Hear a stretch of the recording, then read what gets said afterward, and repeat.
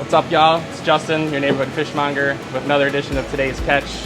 Today we're going to be focusing on Father's Day meal ideas. Main one this weekend, we got fresh soft-shell crab in season and great for on the grill. Traditionally pan-fried or deep-fried, but the grill definitely works. Superior Fresh, another big item we got running all month long. $14.99, normally $19.99, so that's a pretty solid deal. I got cooked shrimp on sale too. $9.99 a pound.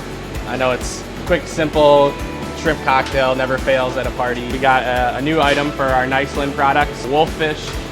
Pretty cool and unique. The texture is kind of similar to cod. Really nice, mild, buttery flavor. Great for frying, great for baking. One of our more popular items here at Wauwatosa, definitely our catfish.